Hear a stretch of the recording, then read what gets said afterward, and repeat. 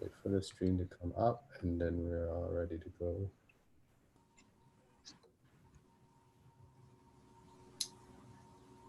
So while we're waiting for the stream to get ready, we have started projects hopefully for everyone. So hope that you're able to deal with putting in some work on their project. So in particular, we want to have abstracts done within the next 2 weeks or so. And then I think 7 is our last week for the first batch of 6101 students. So you won't have to do any more support and lecturing duties unless you want to stay on Friday afternoons to attend the rest of the sessions. But you will still need to do a project.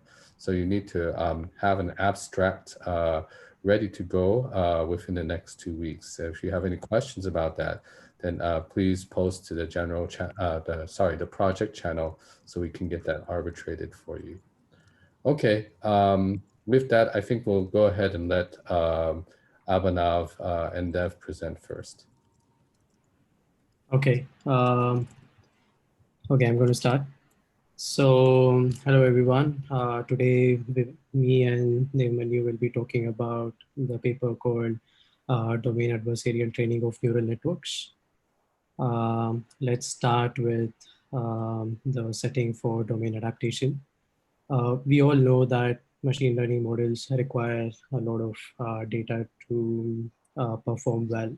So given a machine learning model, you have the training data. If it is large enough, then it performs pretty well.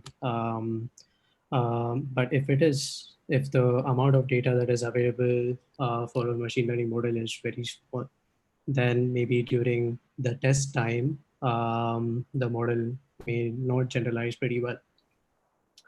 So this is one problem if we have less training data. For 1 second, let's assume that we have sufficient amount of training data. So we train a model on some training data, and then we test it. Since we had good amount of training data, maybe it generalizes well during test time. So all is well and good. Even then, maybe you might get data from some other domain, a domain which you never trained on during the training time. In such cases, maybe the machine learning model doesn't generalize pretty well, and so we have a problem. So here we are saying, okay, we have data from one domain called S and another domain called as T. And during test time, we get examples from this target domain, and the machine learning model might fail. So this is the whole setting of domain adaptation. Domain adaptation tries to learn models in the source domain, and the aim is to make sure that the model works pretty well even on the target domain during test time. So how do we do this? Is the premise for domain adaptation models. So here we have usually two kinds of domain adaptation models. One is called as unsupervised domain adaptation. Here we assume that in the target domain, there is not much label data. There is no label data at all. This is the more challenging version of domain adaptation, or challenging kind of domain adaptation called as unsupervised domain adaptation.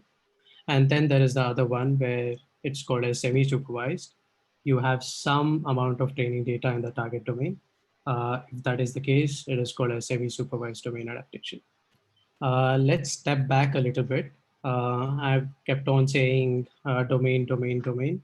You might be wondering what is a domain, what is source domain, what is target domain, how do we define it? So the first part of the talk will involve me describing how to define a domain probabilistically from a theoretical standpoint. How can we define a domain? When we say source and the target domain, how do we quantify the difference between the domains? What are some good measures which are available for us to kind of say that this is the amount of domain divergence which exists between two different domains. So how can we quantify it?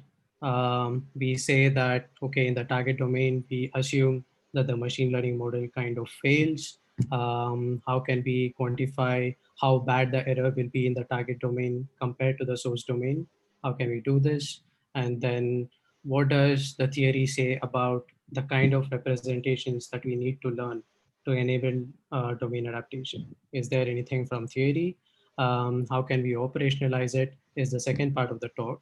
The second part of the talk will be handled by Devamanyu. Here we answer questions like how can we train models in the source domain and make sure that it will also work in a related target domain.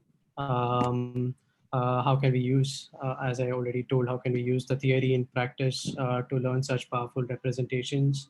Now, given that we have powerful neural networks, can we learn good representations, whether they work on synthetic data and whether they work on natural language processing and computer vision kind of tasks? How do we do that is kind of dealt in the second part of the talk. Let's get going. If you have any questions about the setting of domain adaptation, on what it does, maybe if you want to learn what kind of examples, then now is the time to ask. Maybe I'll just stop here for 2 minutes to make sure that everyone is clear. Well, that's a good point. Do you guys want to cover any basic understandings before we get to, I guess it's also quite basic, like what do we mean by a domain? I mean, Abhinav in his literature review has uncovered, that people tend to not really define what they mean by a domain. So I think he wants to go over what he has uncovered in his previous review. Yeah, so if you're still questioning what is a domain here, we are taking one particular definition, which is the probabilistic view for domain adaptation, but there are multiple other ways to define a domain. I'm not going to go over that today, just the probabilistic view, which is important for this particular paper. Yeah, linguistically, you can define a domain, and there are other definitions. But yeah, so we are going to go over the probabilistic view. So the probabilistic view is that the domain is a random variable and then you sample from it. So Correct. text. So yeah, uh, it's a distribution, yeah, over a random variable, but we will go over it in a short amount of time. We'll just go over it in the next few slides. So if everything is clear about the setting of domain adaptation, I'll just go ahead. Yeah. So here I'm I going to think talk Tianyang about, has a yeah. question. Do you, is the data similar as the data space used? Tianyang, do you want to unmute and clarify what you mean? Oh, sorry, I typed wrong. So is the domain similar as the data space we define for a NLP problem? Sorry, come again. So is the domain you mentioned is similar, like we define the data space we use in a particular project, then we can say the domain for that one will be the same as the data space in the project. That's hard to say. So you can't definitely, I mean, with certainty, you can't say that that's the case, but yeah, kind of the data that you use defines the domain. Yeah. Does it answer your question, or was the question something else? Yes. So like Okay. you said, just now you say like the data I use define the domain. So that means domain is should be a superset of all the data as possible, right? Hmm.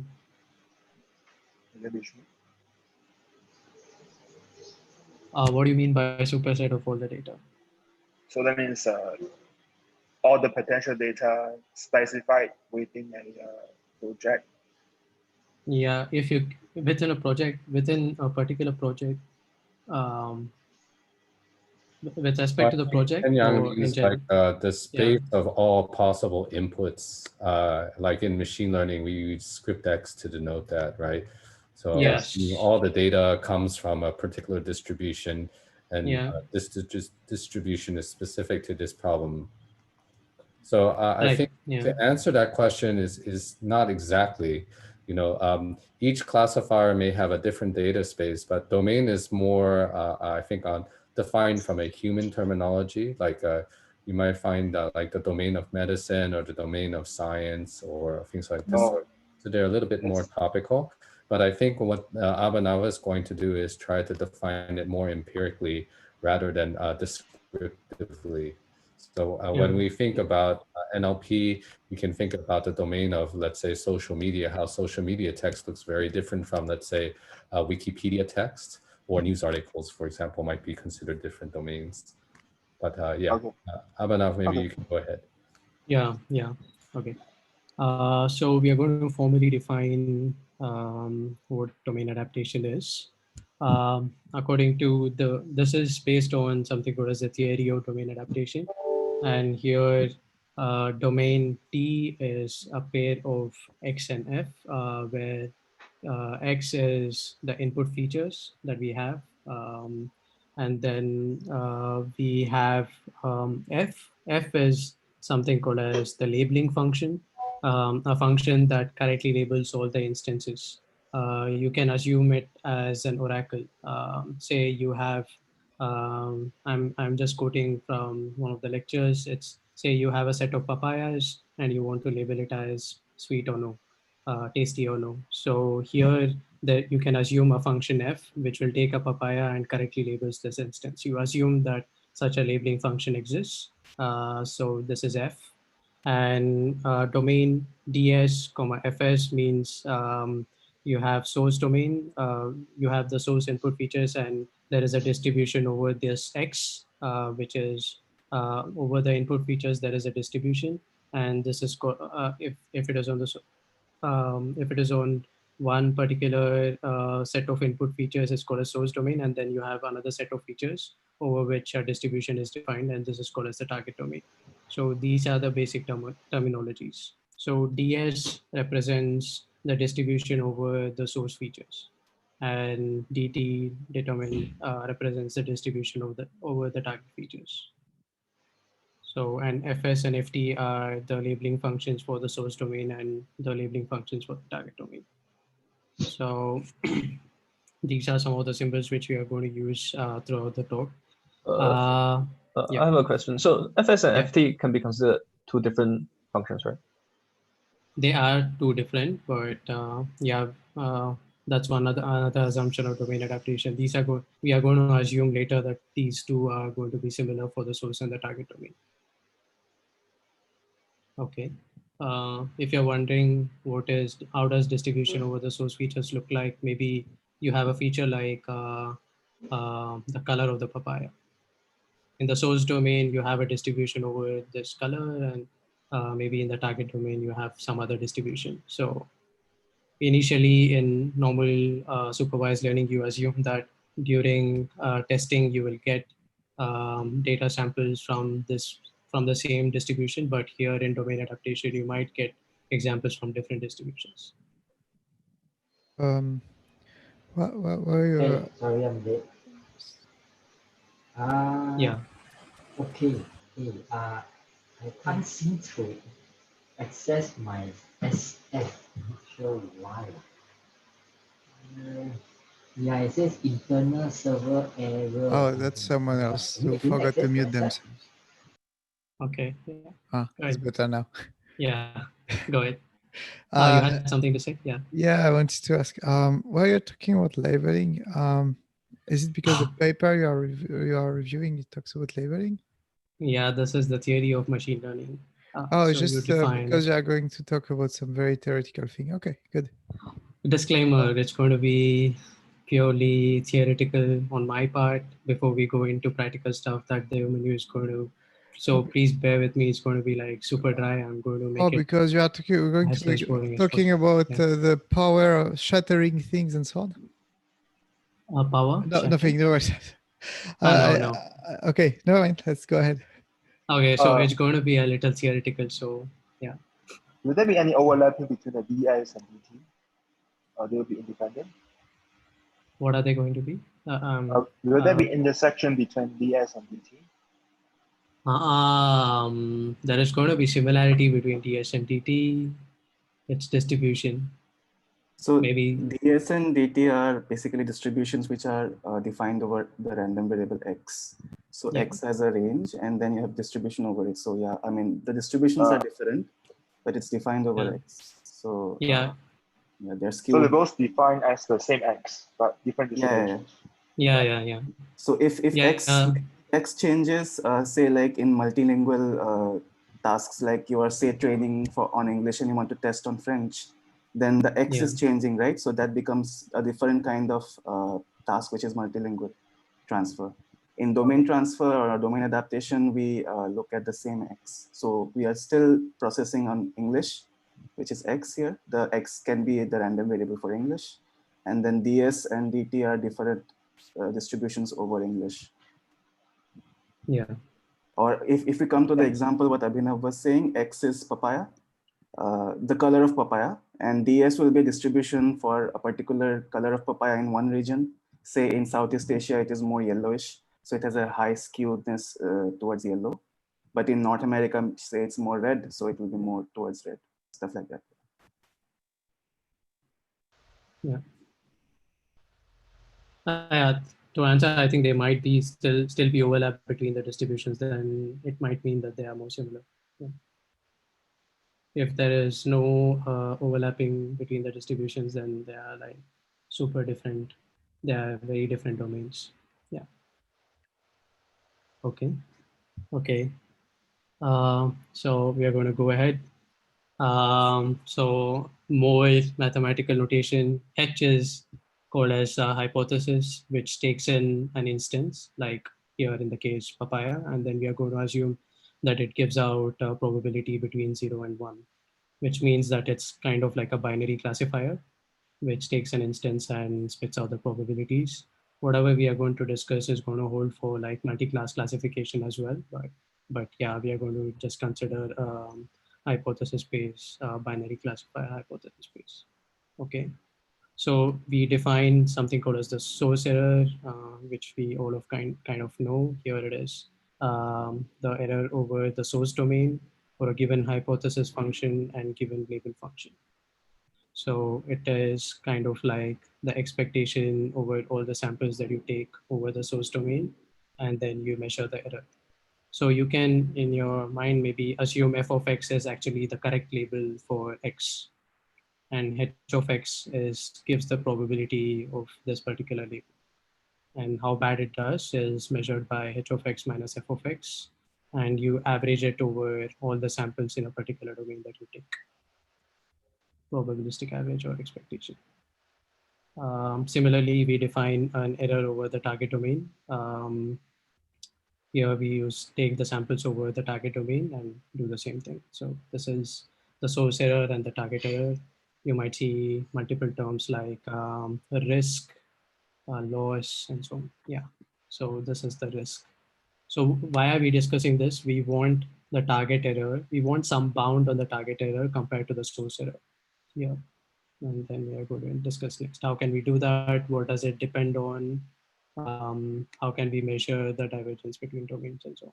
So two domains differ when their error like that differs, or what? We assume that the classifier is going to perform badly on the target domain because the distributions are different, right? So that's how you define like different domains. So hard question again. Okay, no, that's not how you define. Yeah. Okay. So for the purpose of this paper, we define domains as the distribution over the features. Okay. And then this error might be less. Tianyang asked earlier, which is that we are not defining domains with respect to style or terminology, right? Abhinav is strictly taking a mathematical definition of domain, right, as the data distribution. For the H and the I, we define for the error in the source domain and target domain. Sorry. For the function f and the h, they are different in the target and source domain. Yeah, this is a simplified notation. You can assume this as fs and ft. We just mentioned it here as SNT. They are going to be different. Yeah. Yeah. Okay. Any other question? Okay, going ahead. So we want some bounds on the target domain error, how bad the target domain, a target error is with respect to the source error. So I'm just going to talk about some results in the theory where you can say we want something like, okay, target error, we know that it's going to be worse. So we want some upper bound like this where we have the source error, and it depends upon the source error, the distribution difference, and the difference in labeling function. Okay. So here we are bounding the target error and the source error, plus some kind of a divergence. We are going to talk about something called as L1 divergence, and then go on to talk about how it is impractical, not possible to measure it with finite samples, which gives us something called as H divergence. H divergence has some good properties, makes it more practical, and then we are going to talk about something called as the proxy A distance, and it tells us what kind of representations we need to train to make domain adaptation practical. So there is something called as the difference in the labeling functions. We are going to ignore that because it's kind of an assumption that we make where we say this difference in labeling function is this, where given a sample from source domain, you measure how different the labeling functions are with respect to two domains, fs of x and ft of x. We are going to assume fs of x and ft of x are going to be the same, and this goes to 0, so we are going to ignore this. What we are going to mainly talk about is this particular distribution difference. So if we have to make the target error small, then we need small source error, but we also need the distribution difference to be small, right? So we are going to go ahead and see how can we measure the distance between the distributions. So the first thing that we are going to talk about is something called as the L1 divergence. So what L1 divergence does is this. This is called as the supremum.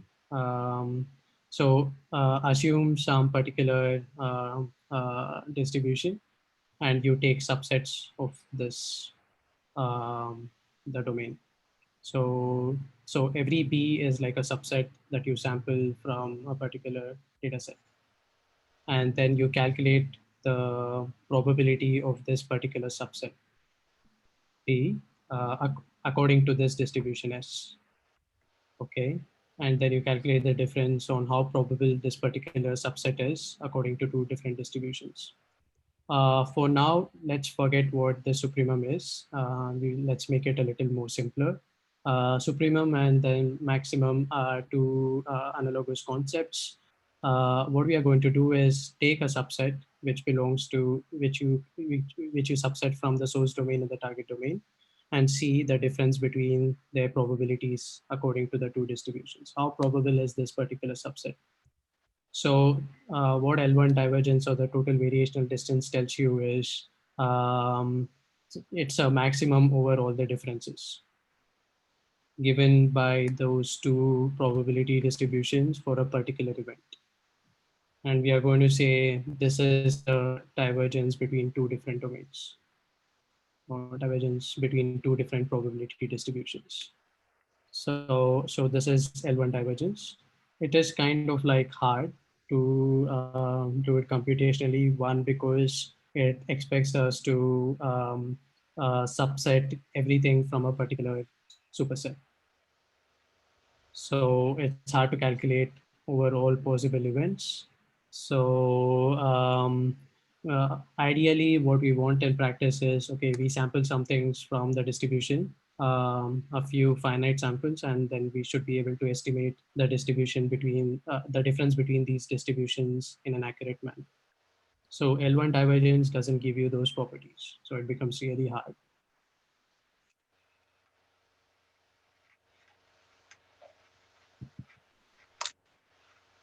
And there is also a theory which says in machine learning, we don't assume any particular kind of distribution over the samples. That's, for example, we don't assume that it's like Gaussian distribution or something, and then we can sample from that. So it becomes harder in machine learning to estimate this.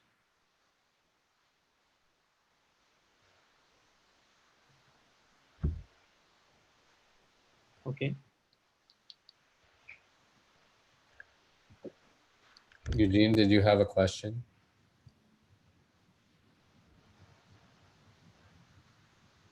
No. Okay. Okay. Any questions, or is this okay?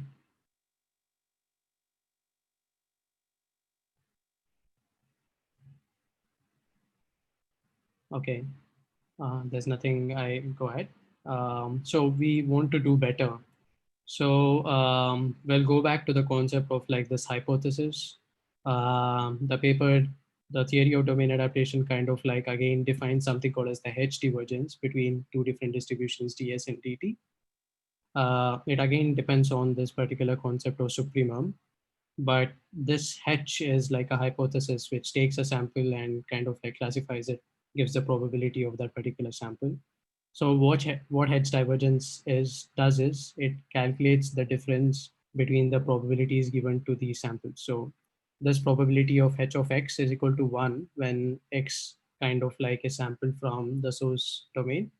So you can assume it, you can see it as like the probability that the classifier assigns 1 to a sample from the source distribution.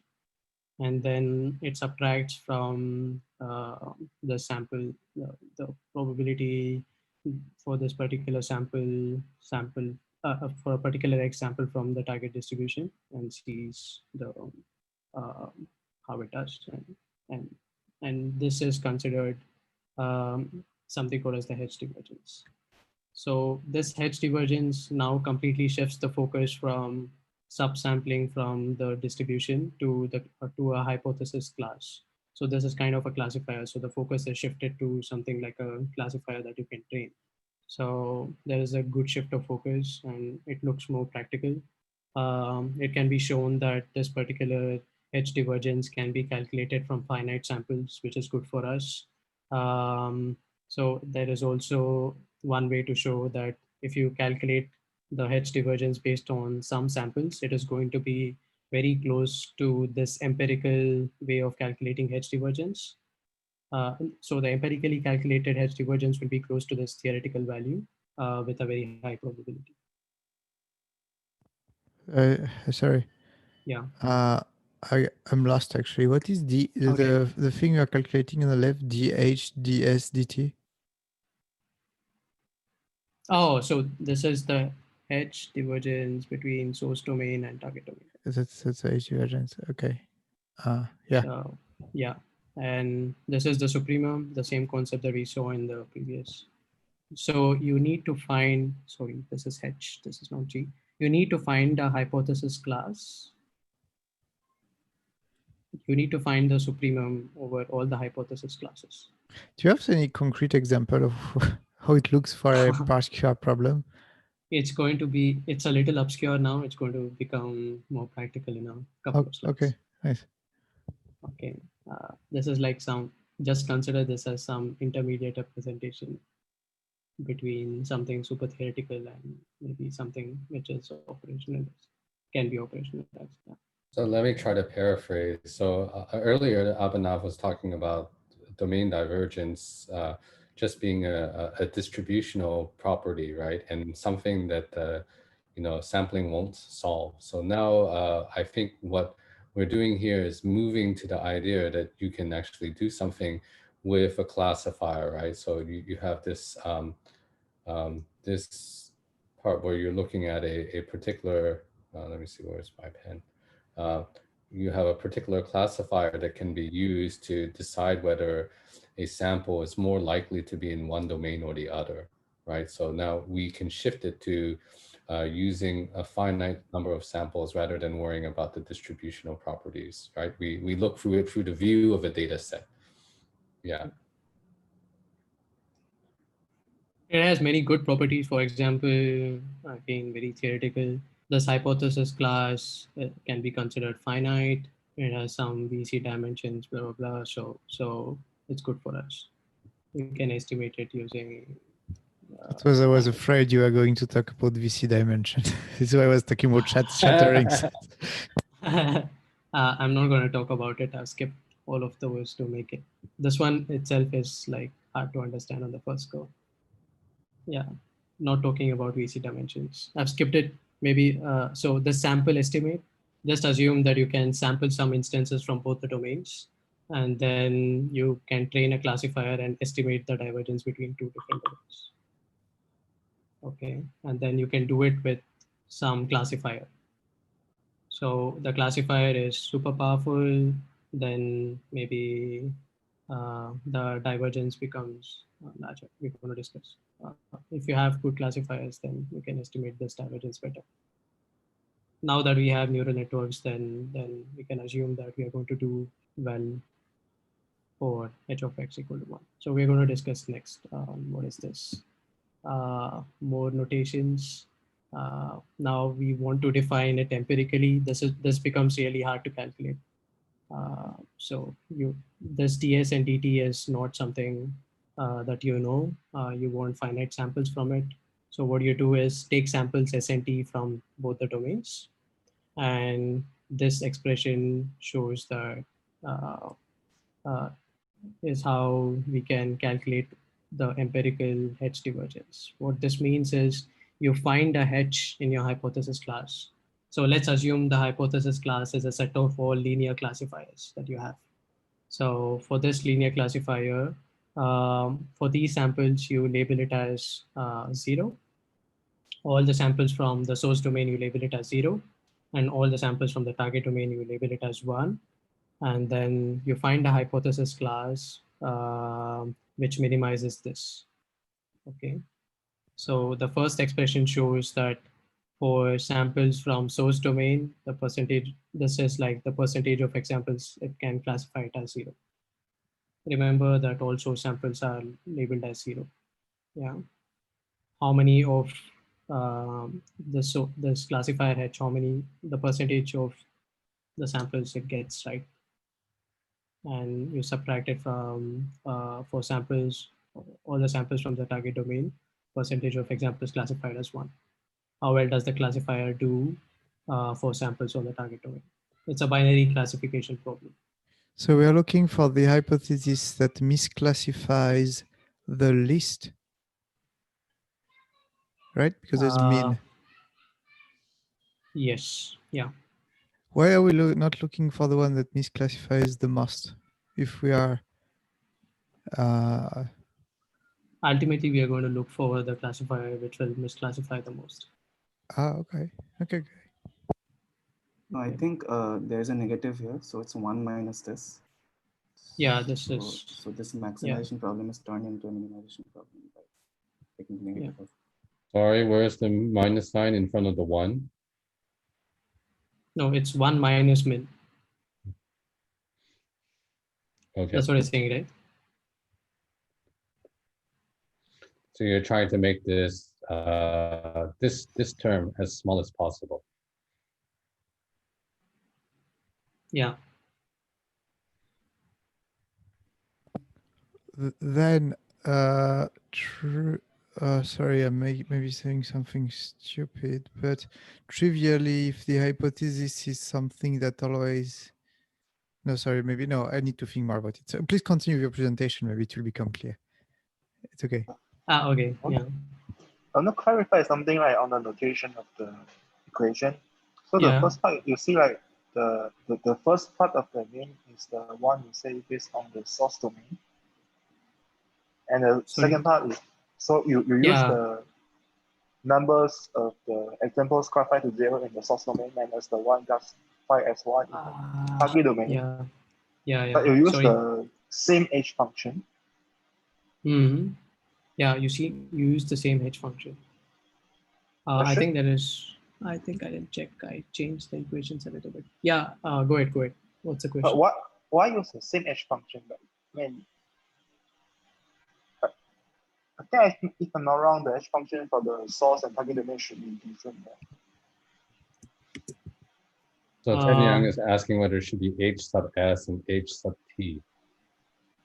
No, it's the same hypothesis function. I think intuitively your hypothesis here, the one that you will find that minimizes this, is your ruler. It's your metric that will help you measure the divergence. So it has to be the same tool on both sides. I'm not sure if that analogy is clear for everyone. So how to understand the hypothesis in this case? Because it's still an indicator function or probably. I didn't get the question. What's the question again? So what's the utility for using the Ruixi in this case? I mean, how to understand that one? I'm a bit confused on the function This H. hypo. Yes. Oh, it's a so this H is a binary classifier, which will take samples from both the source and the target domain, and it will try to classify it, whether it comes from the source domain or it comes from the target domain. Oh, okay. Oh, it's the same H. Yeah. Oh, yeah. You assume that there are a bunch of classifiers, and you find the classifier which minimizes this. So I think that I think it's nice to mention the goal of making, like, assuming this classifier. So basically what we want is we want to calculate how different two domains are using this H divergence. Yeah. So what we say is that, okay, we will take a classifier, or rather a family of classifiers, say, or the family of all linear classifiers. And amongst this whole family of classifiers, we'll train them to separate each domain. Okay, so predict 0 for source domain, predict 1 for target domain.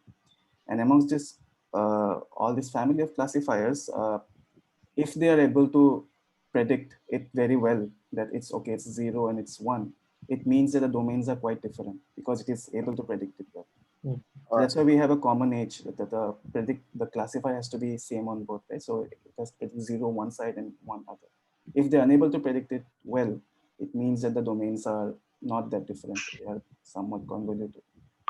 So this is what this H divergence does. It brings the definition of domain divergence differences from the original distribution over the domain to a classifier concept. Yeah. Makes sense. sense. It actually has a similar notion to, if you know about negative sampling, where the original idea is on something else, and then you frame it as a binary classification task to make it more practical. I think the thing that ticked for me now, like 3 minutes ago, was when I understand that it's a meta classifier. It's a domain classifier. It's not a classifier within the domain. It's a classifier between the domains. No, everything makes sense. The way it's a mean and everything. I understand. Yeah. So this H is not your task specific classifier. It's the classifier to distinguish between samples from two domains. So just want to clarify. So the first xi and the second xi are actually different, right? Yeah, they are different. Yeah. Xi here is from the target domain. Here it is from the source domain. All right. Oh, then I think the second term, the 1 divided by n should be 1 divided by big N, right? Yeah. Sorry. Yeah, this should be some n dash. Yeah. All right. Yeah, or capital N. Yeah. You can assume that you sample the same number of examples.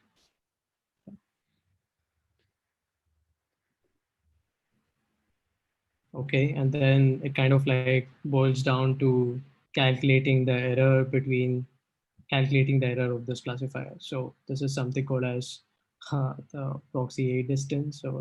So here it becomes impractical because to calculate it analytically, you can't do this. So you train a classifier which kind of like classifies between the samples from the source domain and the target domain. And this is defined as the proxy A distance. Yeah, and then so we saw this, it's just like a recap. So we kind of like bound the target error based on source error and the distribution difference. We have the L1 divergence, which becomes super impractical. Can't estimate it using finite samples. Then we have H divergence, where the focus shifts to some kind of like a hypothesis class, and we can use finite samples to estimate the divergence between two different domains. And then we have the proxy A distance, which kind of like operationalizes the theory. All you need to do is take samples from the source domain, label it as 0, take samples from the target domain, label everything as 1, train a binary classifier to distinguish between these two different samples, and the error in the classifier kind of tells you the difference between the two domains. Okay, so this target error and source error plus distribution difference. So you want, if you want the target error to be small on the target, the error to be small on the target domain, your source error should be small. Let's assume we can do only so much for this. All you want to do is actually reduce the distribution between the distribution difference between the two domains. So if you want this to be small, you want the error to be large. So you want the classifier to, if the classifier is not able to distinguish between the source samples and the target samples, then we have the distribution difference to be very small,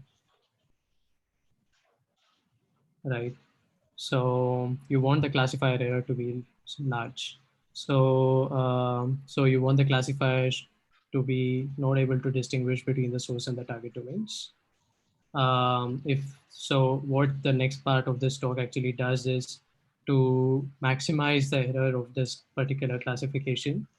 But we also want to learn the task well. For example, if you have sentiment analysis, you want to do well on sentiment analysis, and you want to have a classifier which does badly on distinguishing between the different samples. So these two have a tension between each other, where while you are trying to minimize the kind of loss on a particular task, you are trying to maximize this particular domain distinguishing classifier, which is called as a domain discriminator. Yeah. So these two things, you want to learn such a representation. Um, so this is how the theory kind of like boils down to what can be done practically. And we have a neural network which does this. It kind of learns such representations, and it is called as domain-adversarial neural nets. I think Dev is going to take over and talk about it. Okay, so this is a great place to stop. We covered quite a lot of theory. Do you guys, anyone want to try to summarize what Abhinav and Dev have gone through, especially outside of our presenter? So Alexandre and Romain and are part of the lecturing crew. So especially if anyone in the support group wants to try to summarize, then that would be great, or any participant.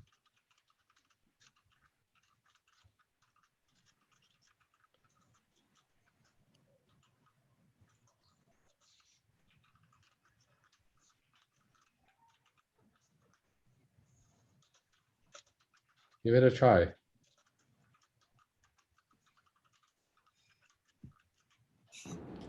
Okay, I don't mind trying.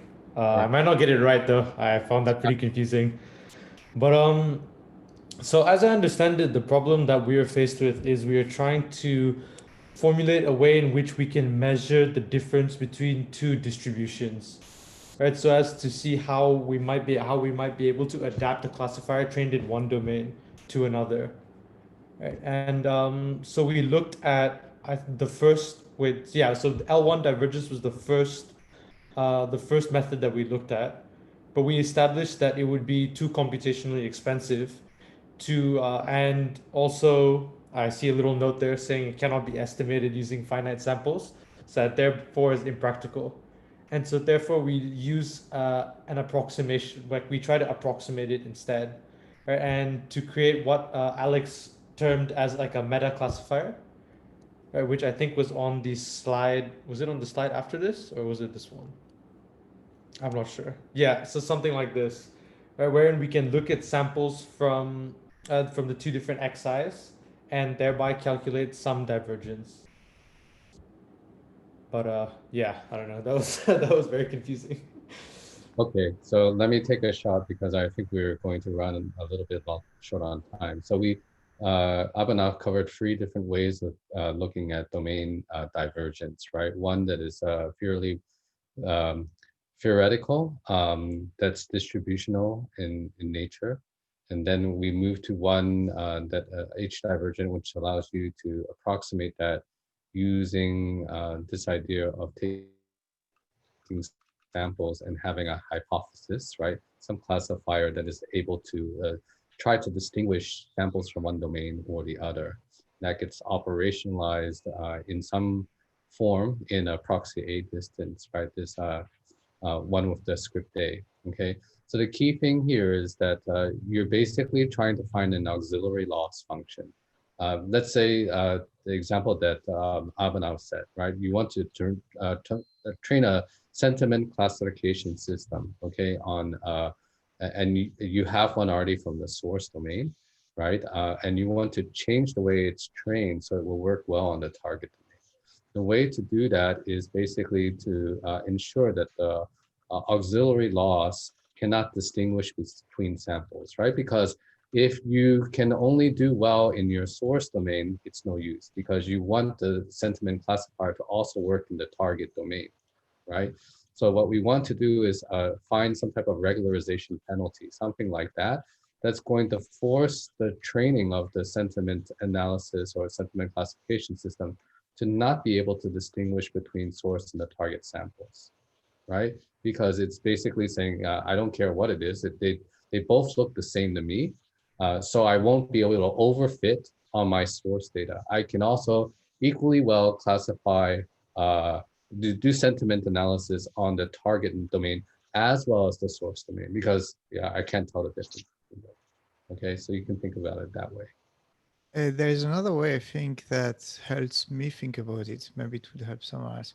If we were 20 years back and we were designing features by hand to create classifiers, we would want to select features that for which the distributional properties don't differ between the two domains. So we would calculate maybe the Kullback-Leibler divergence between the distribution of the between the in-feature distribution between the two domains. But here, because we are 20 years later, we actually let a classifier H extract features for us that that don't differ between those things. I mean, actually, that's not going to be H, but the goal is to bias the learning towards extracting features that don't differ between the domains. Yeah, so I think you're right. So yeah, you can extract features manually which don't differ between two different domains. I think for sentiment classification, I think you can extract words which are maybe adjectives or something which don't differ between two different domains. And your classifier will perform well if you extract such features. Now you are allowing neural network representations to do this.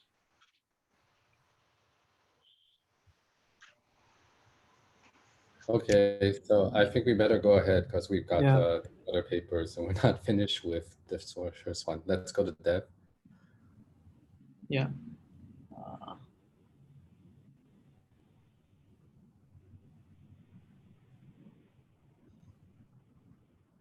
Okay, Dev, I think you need to unmute. The cool first slide. Yeah, is it visible to everyone?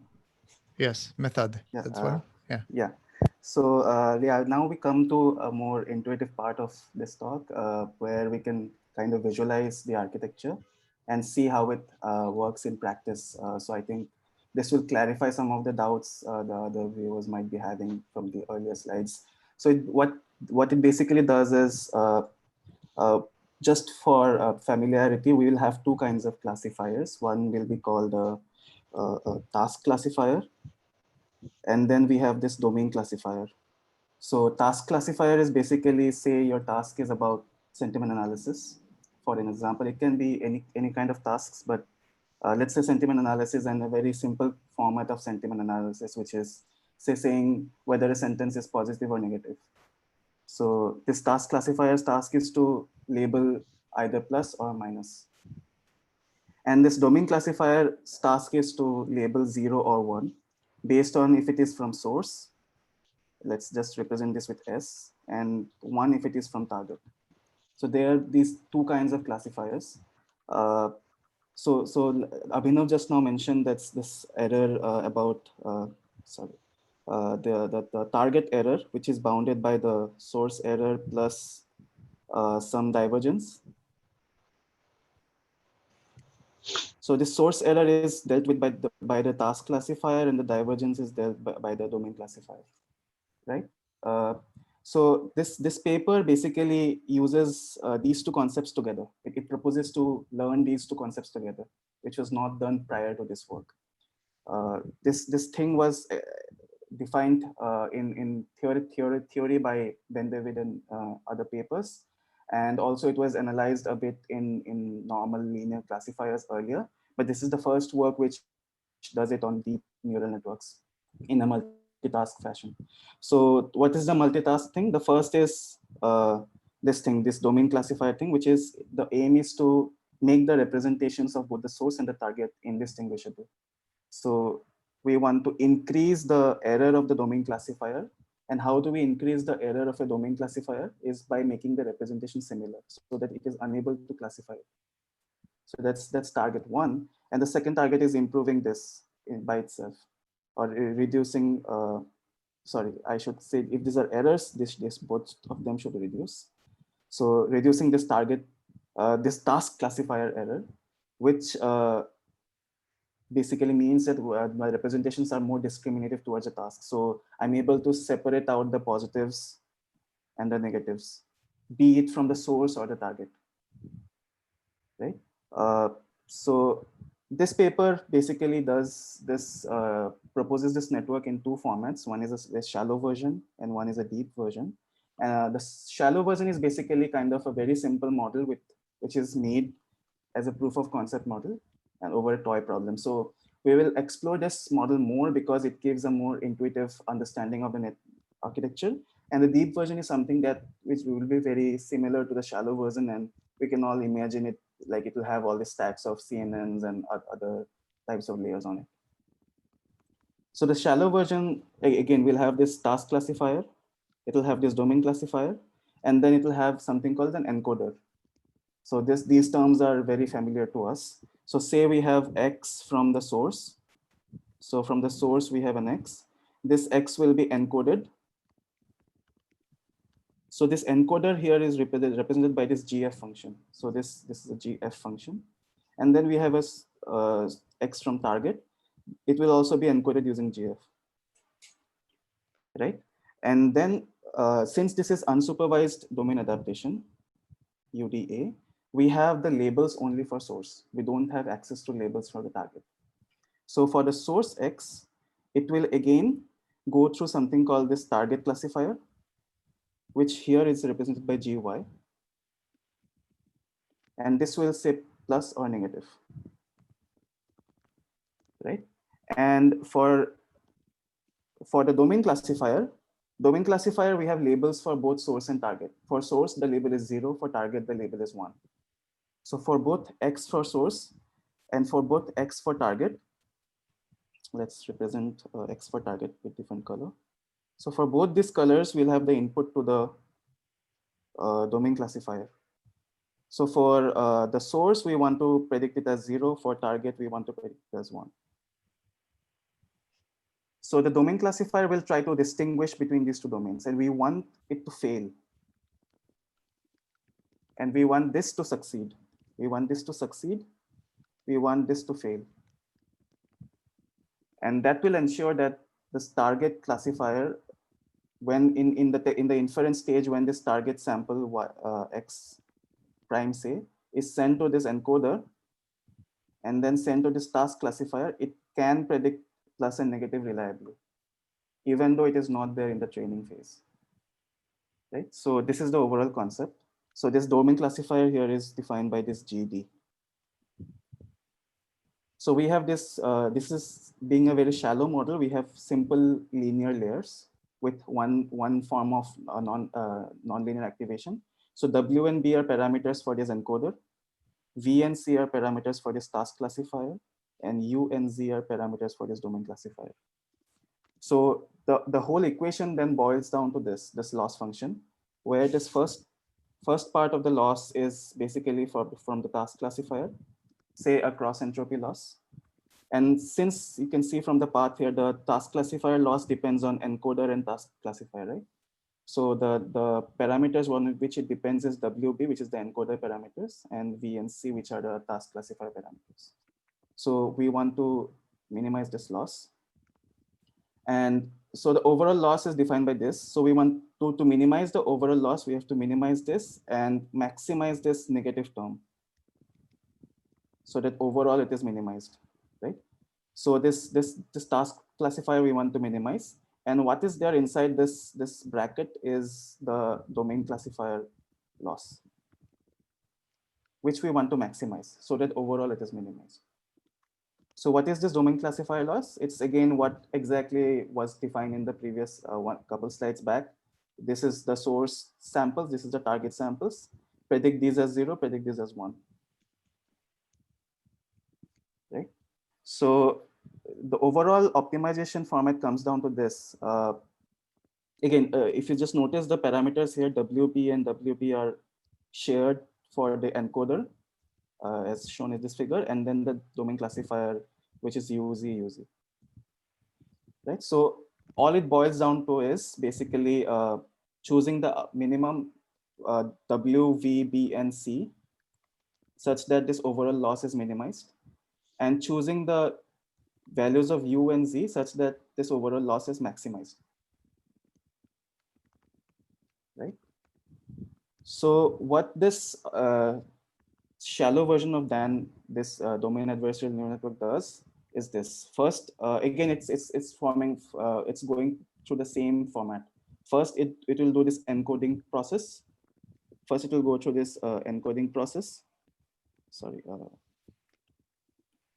Yeah, so it will go through this GF function, which is the source domain encoding, and then it will go to the task classifier, which will predict plus or minus, and then it will get the delta gradient updates for W, V, V, and C. So this update is coming from the task loss, and these are only for the source samples, because we have labels only for the source samples. After that, we take the source sentence and one target sentence. And then this orange part is predicting it as 0, and the green part is predicting it as 1. Right? And the thing that we need to look here is this, how this U and D parameters are finally updated. In everywhere else, you can see we are doing gradient descent. We are going against the direction of the gradient. So we are subtracting it from the accumulated weight. So W minus some learning parameter times the gradient. So we have this minus. But here we are doing gradient ascent for the domain classifier because we want it to fail. Right? So this is what the shallow version of DAN does. Any doubts still here? The target domain discriminator is optional, right? Sorry? The target domain discriminator is optional. This part? Oh, the target domain. Oh, okay. Yeah, so basically we'll have an X from source domain, and then we will sample one, so let's call it XS, and we'll sample one XT from target domain. And this X will be classified into positive or negative. From this, using the task classifier, from this we'll get some loss, which is this part. And then both this X and XT will be sent to the domain classifier. First will be tried to classify 0, and the other will be classified 1. We'll get the loss for this. We'll take the negative of that loss because we want to do the opposite, and then update for the XS sentence, we'll update this, and for the XY sentence, we'll update this. XT. Sorry, I have a question for the domain classifier, the formula there. So I'm a bit confused because I understand that we want the loss to maximize because we don't want it to be able to identify which domain it is, right? Yeah. So in this case, shouldn't it be much more ideal if it's not predicting all 1 to 0 and all 0 to 1. Instead, it's like 50-50%. So Yeah, so this is a very good point, which was actually raised in a work after this paper. Oh. So this is actually going ahead, but what happens is there is this concept of switching. So when we try to reduce the power of the discriminator so that it is unable to say 0 and 1, there is this behavior sometimes that it just switches. It predicts 0 as 1 and 1 as 0, and it's still is able to distinguish it to some level.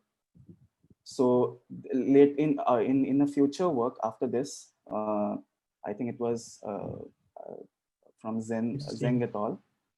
They did this a little bit differently, where they did this 0.5 thing. Oh, okay, understand. That's good. So probably I'll add that paper in the Scribe or something in the notes, okay, where that point is mentioned. Yeah, very good point. Yeah, you can put it on the Slack channel later on after your session, your part is over. Yeah. So the deep version is very similar to the shallow version. It's just a stack of layers. There's some minor differences which we can not discuss at this point because it's not that important. But basically, the whole concept is you'll have this loss from the discriminator, but we do not want the same loss to be back propagated to the encoder side because we want it to behave adversarially. We want this. So while we train a discriminator, this will improve.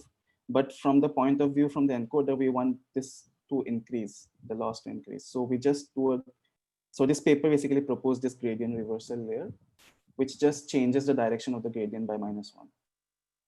So if the discriminator is trying to improve, this encoder is at the same time trying to discourage that improvement.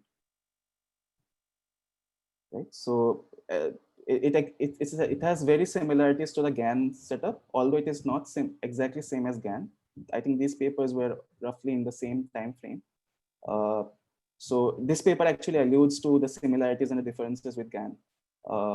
But the overall concept is again same. It tries to do this minimax optimization, finding this saddle point, where this domain classifier is improving over time. But at the same time, because we are reversing the gradients, the encoders are also becoming aware that how much the domain classifier is improving because the gradients are coming from that. And then because when reversing it, it further improves the indistinguishability. It tries to map the distribution similar more and more so that this becomes worse. So this fight goes on, and then we finally reach a convergence point where both of them are behaving nicely. So this paper is basically being a journal paper. It does a lot of experiments across different tasks. It does experiments across sentiment analysis, which is an NLP task. It also does 2 experiments with computer vision tasks.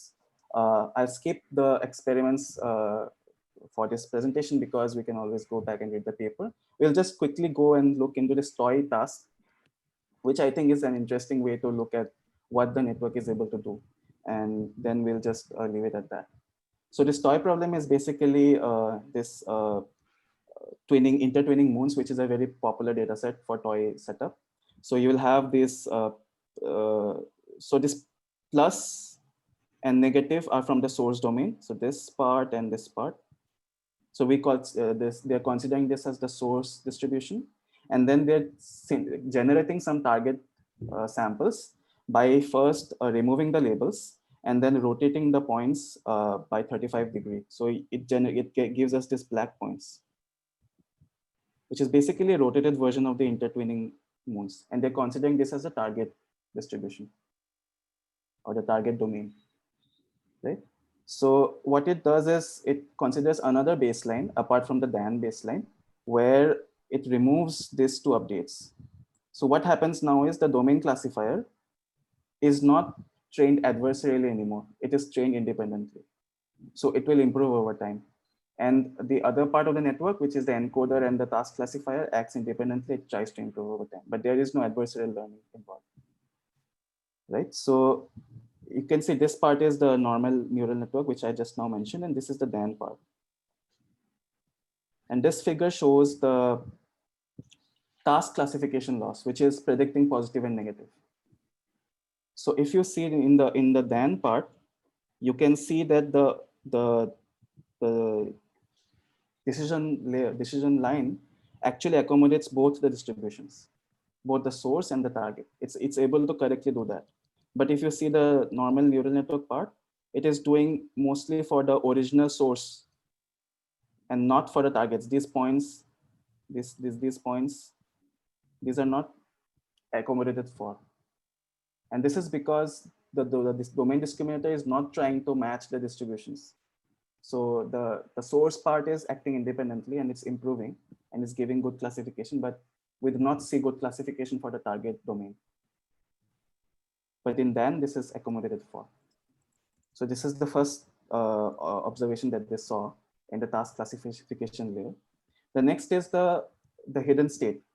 So you have the encoder, and this encoder has this hidden state, which is later sent to task classifier and domain classifier. So the whole aim is to make this hidden state indistinguishable between domains. And when they took this hidden states for all the possible samples from source and target and did PCA on it and visualized in 2 dimensions, they came up with this. So this is the DAN again.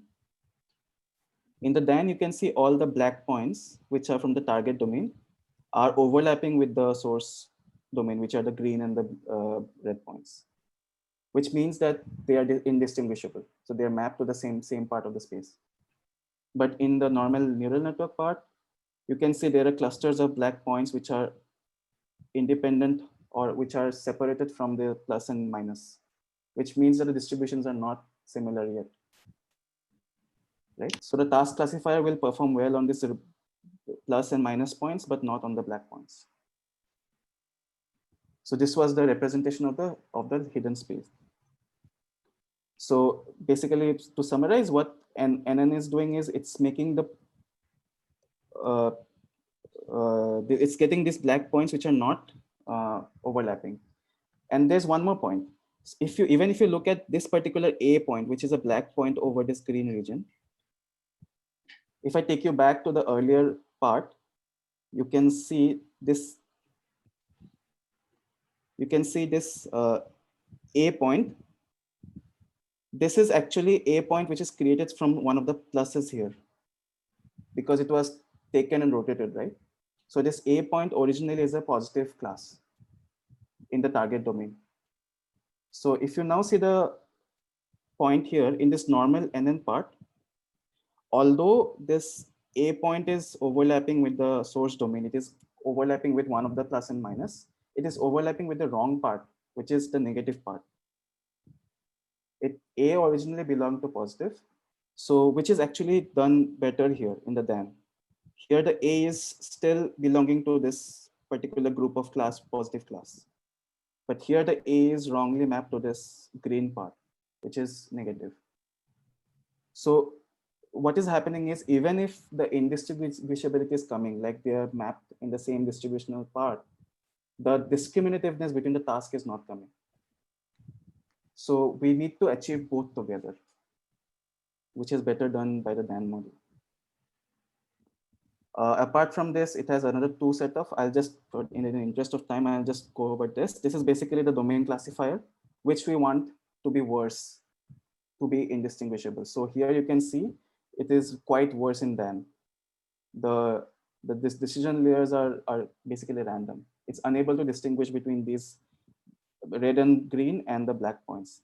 Here it is still not that bad, because it is able to say, okay, these points maybe are from target domain and these points are from source domain. It's not perfect, but it's much better than the DAN, which is not a good thing. In DAN, it is completely random, which we want. So these are some of the small examples it showed. And I think this is a good thing to note that having a toy problem where we can have a very simple network and analyze the performance or the behaviors on this toy problem. And like just as a point of discussion, I think this is something which lacks more in NLP papers. And probably we as researchers can think more on these lines. Like we always can set up some very small problem, which is highly controlled by us. We expect certain behaviors out of it. And then we, instead of just proposing a big ass network, we can have a very small network and see all these activations and how it is behaving on this checklist kind of setup. And then we move on to other experiments, which are the deep experiments. So I'll just in the interest of time, we're going to have to skip the yeah. So this is the last slide actually. So I'm not going through the experiments, which are the data sets. So we can always go back and read the paper. There's this interesting concept of reverse validation, but I'll probably skip this for time. But I encourage everyone to go and read the paper to do this concept. So yeah, we basically come to the end, which is distinguishing between domains should be reduced, and at the same time, in a multitask fashion, the classification should be improved. And this will ensure the classification will improve even in the target domain. So that was this paper. Yeah. Okay, let's thank Abhinav and Dev so much for their presentation. Sorry, it took quite a long time. So I think we have no choice. We have to go directly to the next presenter. So I think, if I'm not wrong, that's Alex and Romain. Is that right? Yes. I think that's right. We are the last presenter, or we need to leave time for another one? There is a third paper. We do have one other person after that, right? Which is Rabiul. Rabiul, are you also ready to present? Yes, but my case is it will take a very small time to discuss because there is not much. Okay, so we will try to fit it in towards the end. Okay, so we'll let Alex and Romain go first. Romain will be opening. So hi, I don't have a webcam, so it will be audio only on my part. We will present, Alexandre and I, the paper Deep Transfer Reinforcement Learning for Text Summarization. I will present the first part, beginning by a small presentation of summarization and Rouge score, and then I will present the model that is used as a basis for the paper. And then Alexandre will present the second part about reinforcement learning and transfer learning. So text summarization, we take a long text and create a short text containing the essential information. What is a good summary? So it has to be syntactically and semantically correct, as well as contain all the relevant information, but stay short. So subjective human judgment is central to assess those properties, which makes scoring summaries difficult. So the Rouge N scores are a very common metric. I will explain Rouge 1 and Rouge 2 specifically. So we have a reference summary R and the generated summary M. We define O, a collection of overlapping n-grams between M and R. So this is overlapping words for Rouge 1 score and overlapping bigrams for Rouge 2 score. And Rouge will score them according to concepts called recall, which is essentially how much of the reference summary we cover, and precision, which is how much of our generated summary is found in the reference.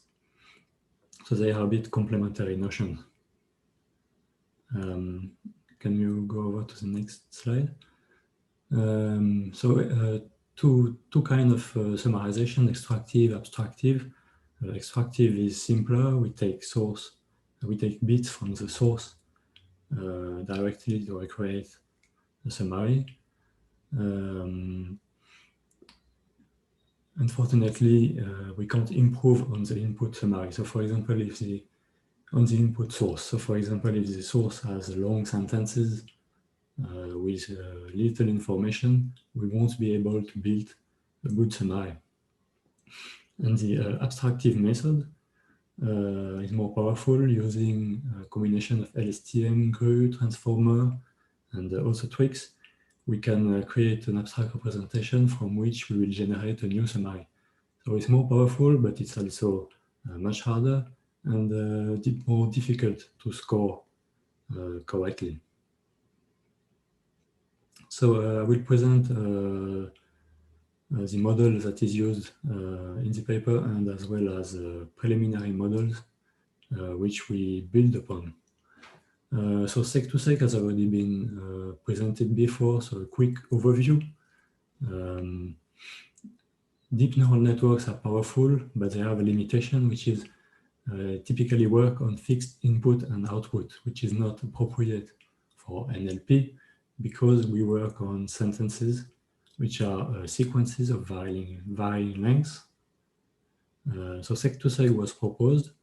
It's an LSTM-based model which is able to handle such sequences, and it works by feeding input sequence into an LSTM encoder, and then we feed the final state of the encoder into an LSTM decoder, which generates an output sequence, which is fed back into the decoder token by token until the end of sentence. So next model, we have the pointer networks. So this model is not specific to summarization, but we are going to use the pointer concept. The one limitation of sec-to-sec, which we just presented, is that it is, even though it is able to handle sequences of varying lengths, it's trained over a fixed vocabulary size, which is not necessarily appropriate for all tasks. So, for example, on the right, we apply the pointer network to the task of finding the convex hull of a set of points on a 2D plane. So the points are sequences. So the input sequence is a set of points which is made up of coordinates, and the coordinates can be anything on the real values. So the vocabulary is potentially infinite. So instead of generating the sequence based on fixed vocabulary, we use the attention mechanism to generate the output distribution based on the input dictionary. And this was shown to be successful on a variety of geometrical problems, such as calculating a convex hull, traveling salesman, and Delaunay triangulation. So it's a bit interesting to see that a sequential model is able to solve this kind of geometrical problem. It's not very intuitive, but it works. So finally, the pointer generator model is what we use in the paper, and it's a bit of a hybrid between sec-to-sec and pointer network. It has the ability to handle out-of-vocabulary words, which is important in the context of transfer learning, because we want to apply a model that has been trained on a specific dataset on other datasets for which we haven't trained for and which may contain a lot of out-of-vocabulary words. So to handle this this issue of out-of-vocabulary words, the paper Abstractive Text Summarization using sequence-to-sequence RNN introduces a soft switch mechanism. So this is a sigma value between 0 and 1, which will bias the output distribution by generating either a word from the vocabulary distribution as usual, or by copying from the source based on the attention distribution. So the first part is a bit similar to sec-to-sec, and the second is based on the pointer concept. So on the right, we can see that the output probability P in red is a combination of the output probability distribution P vocab green times sigma, and the probability distribution based on the attention times 1 minus sigma. So the sigma chooses between one or the other. It's a parameter that is learned for each decoder step.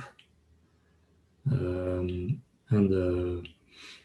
this is learned depending on the input word at the decoder step, the current state at the decoder step, and context vector of the encoder.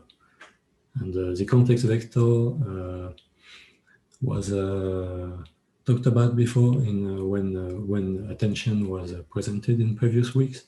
It's an attention-weighted sum of the encoder states. So it represents the part of the encoder that the current step of the decoder is particularly interested in. To this pointer generator model is added a coverage mechanism. Coverage mechanism is used to help with the repetition problem. So it's a common problem of sequence-to-sequence models, particularly for summarization, because the repetition is useless information, and we want to contain as much information as possible in a short sentence or a short paragraph. So to help with this, we introduce a coverage vector, which is added to the attention mechanism. So this coverage vector is calculated for each decoder step. Intuitively, it's a distribution that represents the degree of coverage received by source words so far. So for example, at decoder's time step 2, it will be the sum of the attention distribution for the time step 0 and time step 1. And so this tells us what we have covered, and we modify the loss function of the model to introduce a penalty in case of overlap between the current attention and previous coverage. So if we are currently focusing on parts of the input that we have already covered, we want to have a negative score or a positive score that we will minimize. And when the attention, the current attention and the previous coverage are focused on different parts, this is good, and we will have a value close to 0. So this is represented by the sum of mean between attention vector and coverage vector. Right, so that concludes the explanation for the model. It's a lot to take in a short time, so if you have questions about anything, you can ask now, or otherwise Alexandre will continue with the rest of the presentation. Okay, do you guys have any questions about pointer networks or things of that sort? It's a little bit related to what we've already covered in sequence to sequence, especially copy networks, right? So copy networks, we also have this probability of switch that decides whether to go with the original text in the question, and when we're talking about generation, the source compared to the language model itself. Right, so here the switch is used for a different purpose, right? So just make sure you're clear about some of the aspects of that.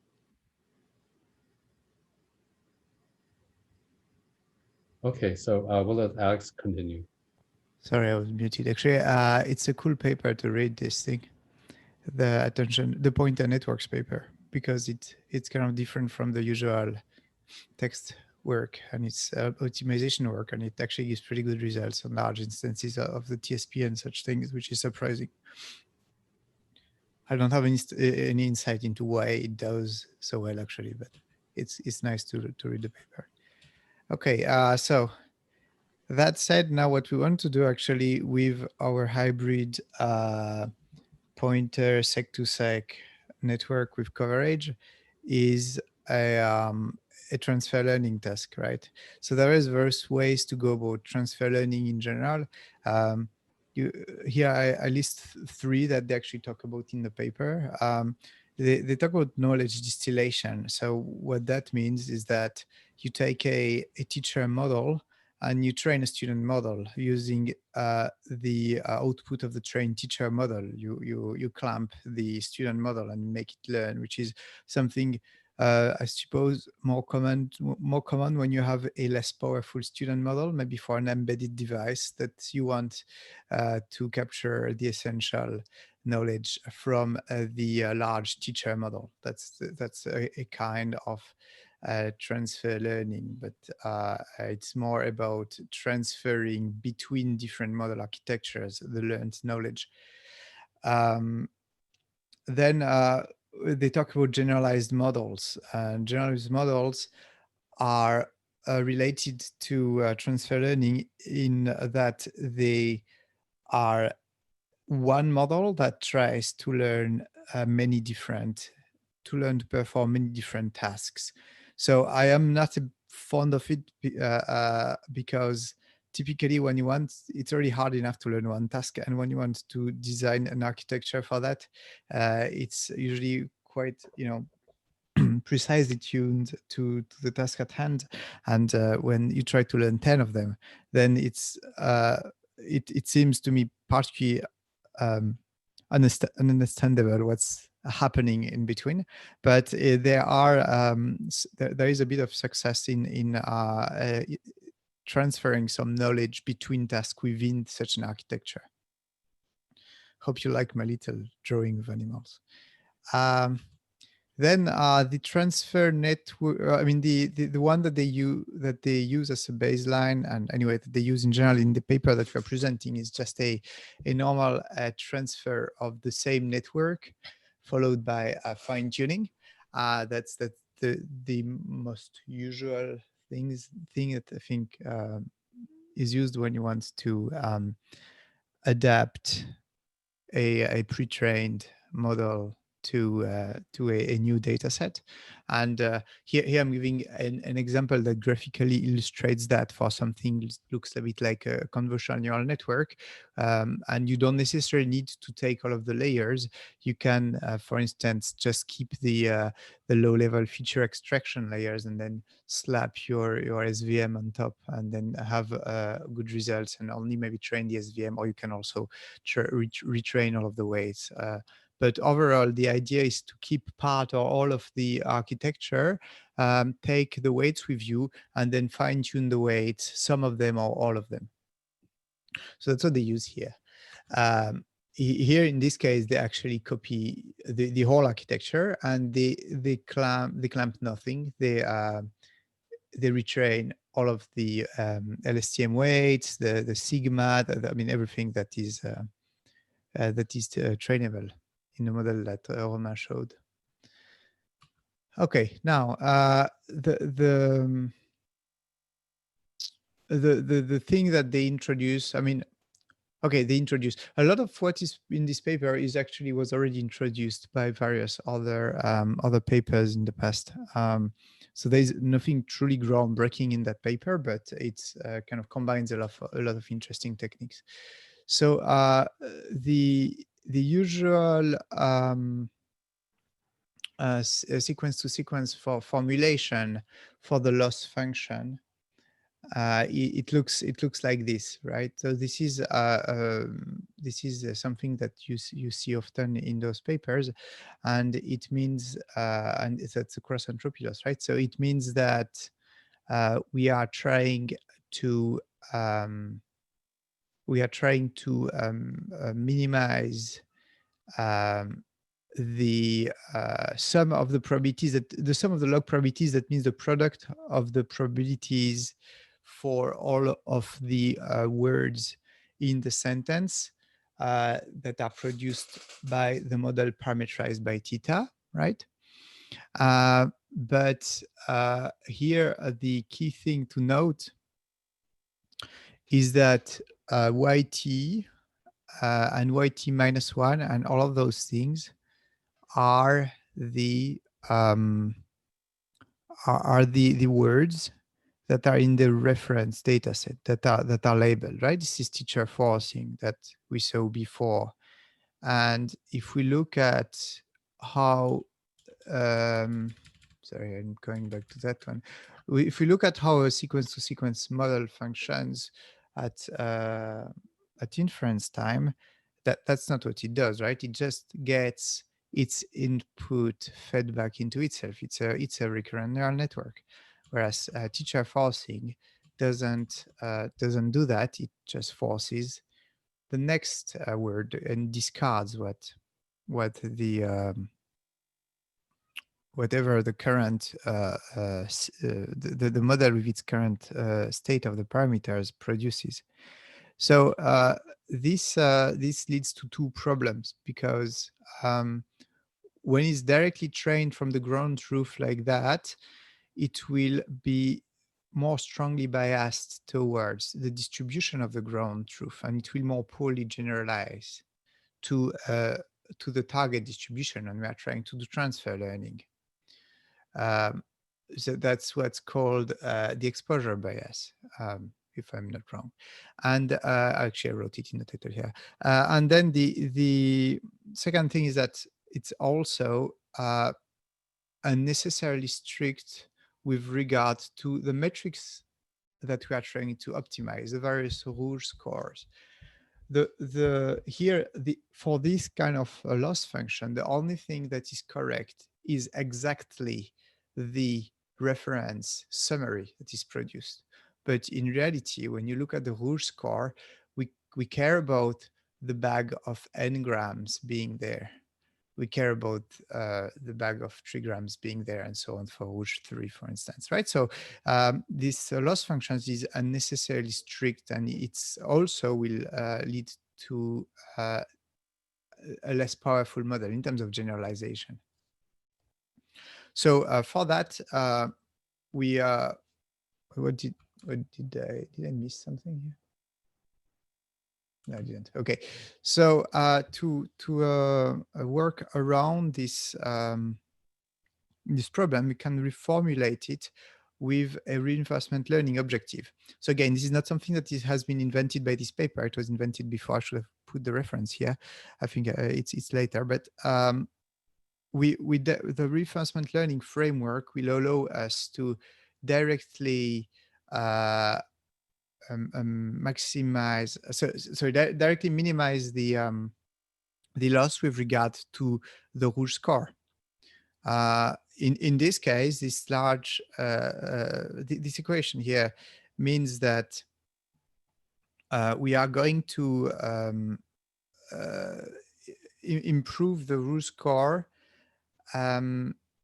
Sorry, so do you see my pointer? Actually, maybe I need to put this. Yeah, you see this red thing, right? I suppose so. So when we will sample from when you sample from the current state of the current state of the network, we will get a particular Rouge score, and so doing repeatedly sampling from it, we will be able to obtain the expected Rouge score.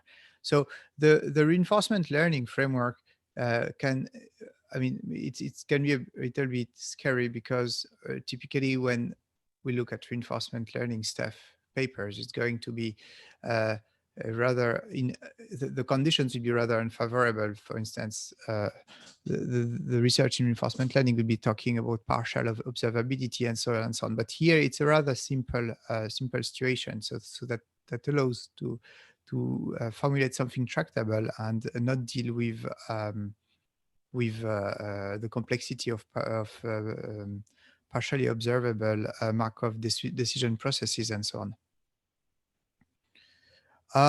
Just a quick question, actually. I'm going to go now through what I think the paper uses for training their reinforcement learning, which is the reinforced algorithm. I mean, they don't say that they use that, but I suppose all of the papers outside of reinforcement learning core research actually use the reinforced algorithm because it's simple enough. And so people here in this group are familiar with the reinforced algorithm and policy gradient descent, or not really? I just don't want to spend a lot of time on it, given that we are a bit short on time. But I don't know. So you guys, if you can, maybe you can answer Alex through the participants lists. You can go to your participant list and then click yes or no. How do I see the? I see it here. Okay, yeah. So if you are familiar with reinforce and policy gradients, you can click yes. If you're not sure, then you can click no.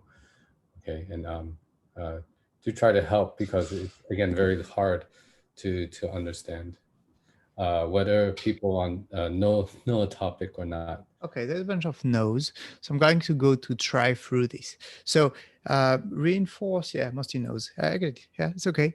That's why I have this slide. So we want to minimize the loss. So I'm not even sure if the loss function that we wrote just before was clear. The expected rouge score that we are trying to optimize here, I think it's relatively clear. The long expression with the y apostrophes and so on just refer to the sampling of the current policy. It just means the sampling of the current network in its current state.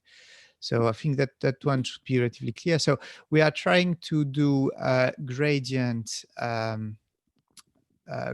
ascent or gradient descent, depending if you are looking at the thing with a minus in front or not. If you are looking at a loss function or a I forgot how it's called. No, anyway, so we're trying to do a gradient ascent along the set of parameters theta. Just again to reiterate, theta just refers to everything that is trainable in the network. So that is all of the parameters of the LSTMs plus the parameters that are used to balance between the pointer network and this, I mean, this between the selection from the input and the selection from the vocabulary, and maybe I'm forgetting some other things, but that's everything. So we are trying to calculate to have an estimate of the gradient of the loss with regard to this set of theta parameters, and then to go in the right direction to minimize this loss.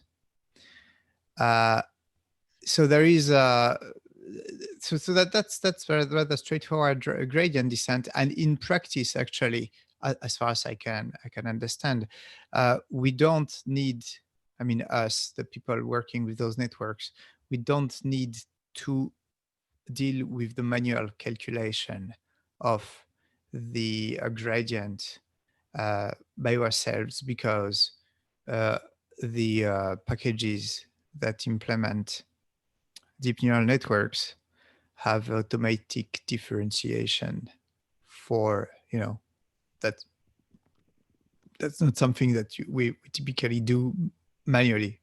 Just to be clear, that's how it works in practice. But maybe someone with more experience can tell me if I'm wrong, but that's what I understand.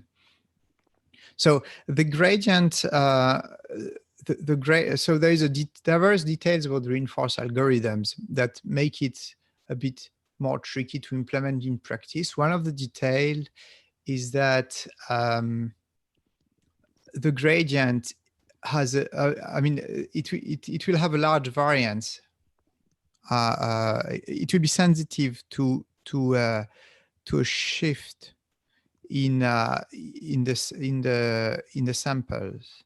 So that's something that is dealt with in reinforcement learning. I mean, in the reinforced algorithm, you deal with it by adding a baseline term to stabilize this gradient ascent operation. So the baseline term here means that we will first do what they call a greedy, I mean, take the greedy output of the network. That means they will take they will not sample from the probability distribution for at each time step, but they will just take the one that has the highest probability. They will take the piece of vocabulary that has the highest probability, right? And that gives the y hat here. And this rouge score for the y hat is the baseline term that is there to stabilize the gradient ascent operation. So intuitively, yeah, so that means that the trajectories that are less rewarding, then we'll move the gradient. In which direction we'll move it? We will move away from the less rewarding trajectories and towards the more rewarding ones. We will make them more likely because this term will become will be either negative or positive, respectively. Okay, I'm not actually sure if what I said just helped people to understand the reinforced algorithm. I probably should have taken some slides from the previous run of this course, which was about reinforcement learning. But wait, I need to move on. We can just maybe ask questions afterwards. Well, in practice, in the paper, we are doing transfer learning. So we need to, this is not enough, right? We need to deal with the difference between the source and the target data set. Here they use G for the target subscript. So that's rather simply dealt with here by just having another hyperparameter that is used to balance between how much of that reinforcement learning loss from one data set is used as opposed to from the second one. And in fact, that's not, this one is not the final expression of the objective function. They actually do they add yet another hyperparameter to have a little bit of cross entropy loss and a little bit of transfer reinforcement learning loss that we just saw. So that's what is used as the loss function, and this is only used once the initial training using just simple cross entropy is done. So that's used for fine tuning, in fact, right? That's not used from the start for training the whole model. It's just for the fine tuning part. Okay, so this is the overall idea about how they use the reinforcement learning framework to work around the fact that the cross entropy loss has flaws when it comes to generalization. Now, in practice, they present a lot of results, and I admit that I didn't read them all because I didn't have time.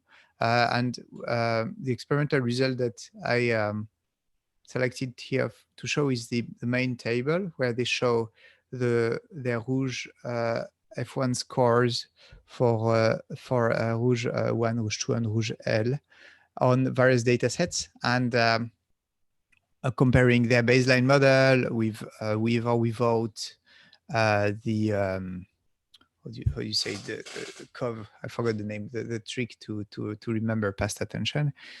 And actually the results are okay, but they are not great. Meaning that the simple transfer learning performs in about half of the cases better than the transfer reinforcement learning. So, I mean, that shows at least that the transfer reinforcement learning works sometimes and sometimes doesn't. And I guess that in the results discussion, they go in depth into in which cases it works better or not, but because I actually didn't have the time to read it, I'm not exactly sure. Yeah, that's all I have as a presentation. We had Romain and myself, there was a bunch of things that we didn't totally understand in the paper and various things that we would like to understand better. But we just have 10 minutes left, so I'm not sure if it's a good thing to. Oh yeah, I think what we'll do is we would like to take your questions that both of you have and put them in the Scribe notes, and then we can discuss them there, because yeah, because of lack of time, I'm really sorry about that.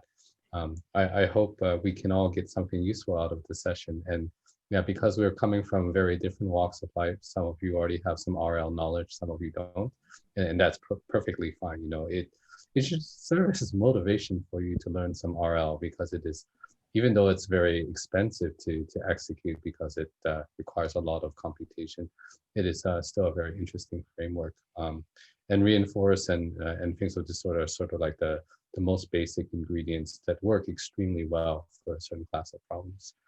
Okay, let's turn to our last presenter. So first, let's thank Romain and Alexandre for presenting.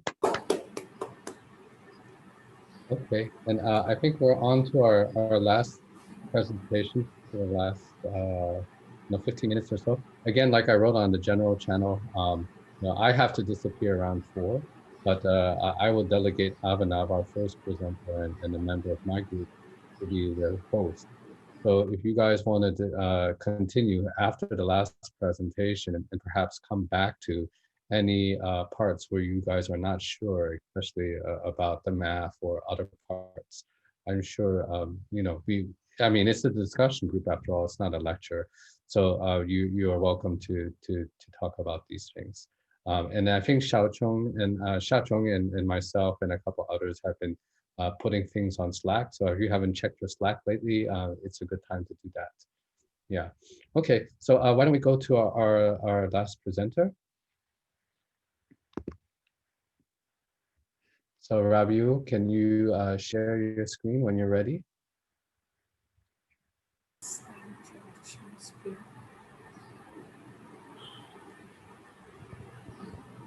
Can you see the screen? Yeah, we can. So this is universal language model fine-tuning for text classification by Jeremy Howard and Sylvester Ruger. So I'll not talk about the theory and what is classification but not. So the in general case of transfer learning is that let's say we have a source domain and we have a learning task in that domain. Also we have a target domain and we have a learning task in that domain. So we have 2 domains, one is source and one is target. And now the goal here is to improve the learning of target tasks using the information proposed domains. So this is in general transfer learning approach. So this paper tries to generalize some of the ideas which are used in several other papers and also which people used for trying to do the task planning job. So this is kind of the in general motivation was to do something like computer vision like task learning for any task for natural language processing. And there are a few approaches which is nice to look at. One is discriminating fine-tuning, another one slanted triangular learning rates, and also something which was, I think, not new here. It was also explored in some other works like gradual unphrasing of layers. So we'll look into the paper and see what all this method does. So there is in total 3 approaches. One is in general language modeling free training, given that we have a large corpus and we have that, and then we can do language modeling on that corpus. So then this could be done on in a very general domain corpus like Wikipedia text. So this general domain pre-training on language modeling is useful in the sense that it can extract useful semantics, sentiments, and also in the days of we know that this works widely for downstream tasks if we do the job of fine-tuning. So the case of B where the fine-tuning happens, and this fine-tuning idea is that we want to do fine-tune the language model. Now, let's say we have a very large corpus for general domain for case A, and then we can train language model there, but still for a target task, it is not enough in many cases, and in most cases it is not enough. So the idea here is not just uh, use classifier fine tuning, which is the case of class C, but here the motivation is to further fine tune the language model. So we have a language model which is trained on a large corpus. Now we have a target task. Then we want to fine tune that language model further on this target task. So if we do that, this language model, which is retained, then we further fine tune on this on target task. Now this capacitates the model to do the classification with a very simple, small number of domains. This is the, I think, the novel part of this discussion of the paper, that because in many cases when you do the fine tuning on a target task, we don't have enough levels.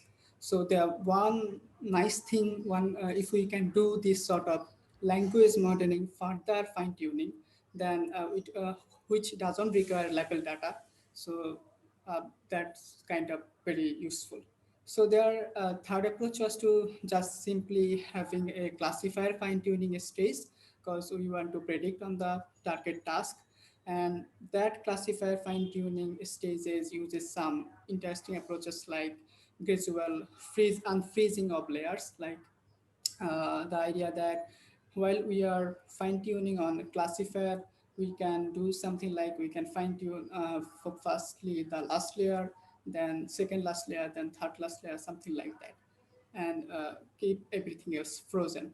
So we can go one by one. So the general domain fine tuning in this work done on wiki text 103, there was around 103 million words, uh, which is in the days of BART, I think this is small, but it's still quite huge. So this is approach 2, where so here we have just a language model which is fine-tuned, pre-trained on a large corpus. So this is something which is interesting for me, that target task LM fine-tuning. So fine-tune, as said, fine-tune the language model on data of the target task. And then here something very interesting comes here, that discriminative fine tuning. So the case of discriminative fine tuning is that while we fine tune on a target data set, then not every layer's response or learns the feature the same way. So they tried something like separate learning for rates for each layer. And I guess this is much more of a typical approach in while we try fine tuning, that the last layer of the gets something like compared to the lower layers, bigger learning rates. As you can see here, if last layer learning rates is X, then the lower layer learning rates will be uh, X by 2.6. So that is kind of smaller. So this approach works fine, and they have done extensive ablation studies that showed that if this approach, using this approach, it is possible to uh, uh, learn very good on the target task. So I think this we need to focus, talk more on this, because there is one thing which is very problematic for any sort of fine tuning on a language model. That is, if you fine tune very aggressively, then the model will overfit, and at the end it will be catastrophic. It will face catastrophic forgetting. So it is very important that we somewhat retain the learning of the language model. Also, we learn something new from the target task while we do fine tuning. So this learning rate strategy somewhat retains that job. Then also here is something, a new trick on the slanted triangular learning rates. This is a modification from 2017 work, where there is a triangular learning rate. So the idea, the algorithm is somewhat complex in the paper, but if we see intuitively, the idea is that we short increase of learning rate first, just for a few iteration, then for the long period of time when we run, then we keep decreasing the learning rates. So this is slanted triangle learning rates, and it also works in practice.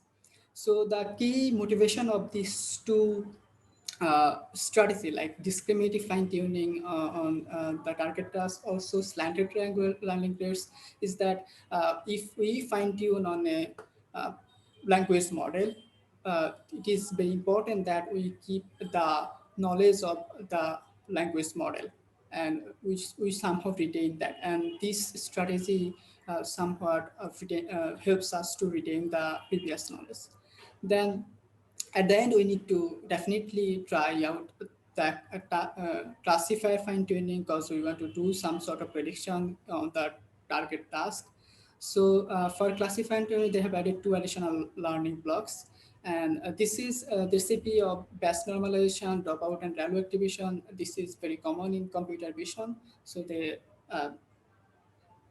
just added that motivation and add these 2 learning blocks with this batch normalization, dropout, and value.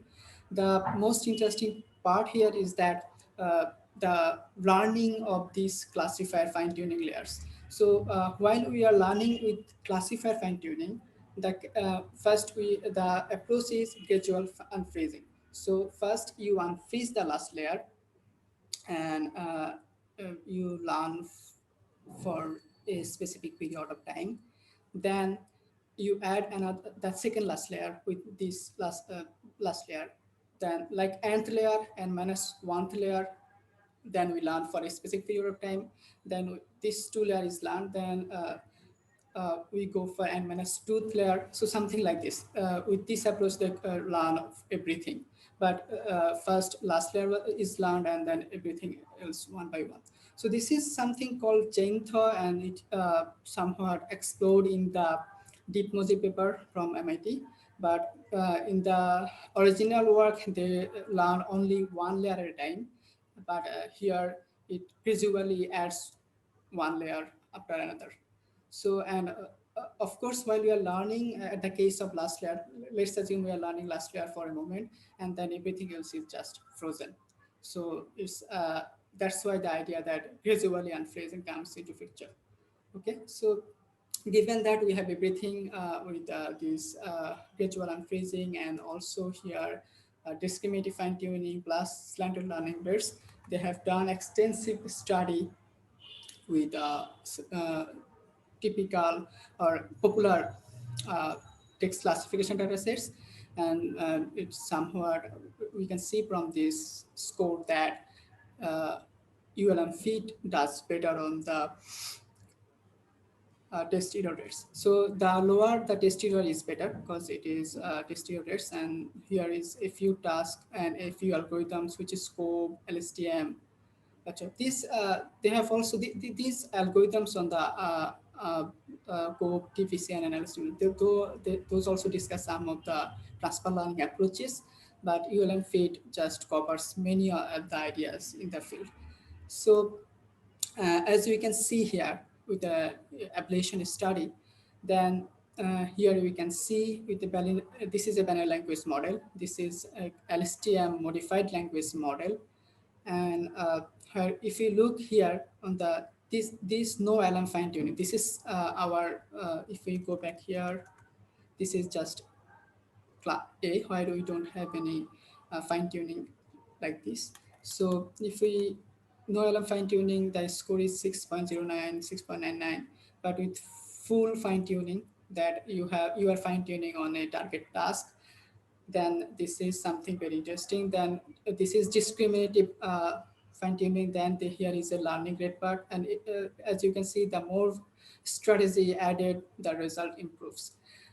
And then they have also tried the gradual unfreezing strategy here, that if you add the freezing approaches and with everything else, the performance improves.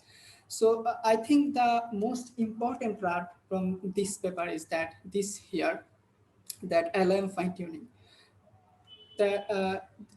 For me, it is quite interesting, because if you think of a social computing or low resource task, it's very hard to have a level data. In that case, if you can explore this approach, that let's assume that we have part, and then we have a large corpus of anything and very small level data on there. So then we can further pre-train that language model use on that on this large corpus. But we have very small data, and the power of this approach is that they have proved that only 100 levels it works. It works quite fine. And if it was I guess maybe 10 times of the learning from scratch. Like if we do okay. Okay, I think I am quite done here. So this idea of LM fine tuning, I think this is quite promising, and we, if interested, we can explore further. And that's it. I think that's it.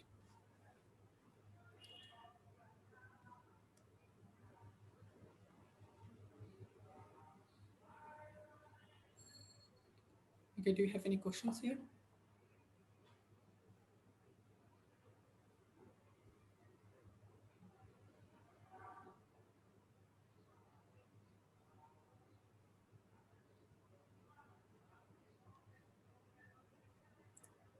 Can you hear me?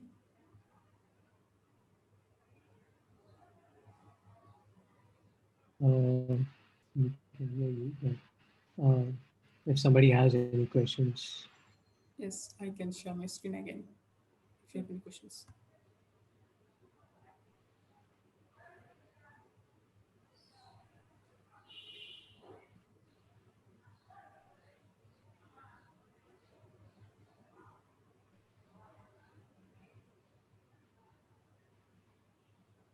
If not, then we are quite late, already late, so we can finish here and discuss further on the Slack channel. Okay, so one last call for questions. If there are any questions, then we can take it. Otherwise, I think Kaufman is not here. Thank you for the meeting, but we can stop the meeting and meet next week.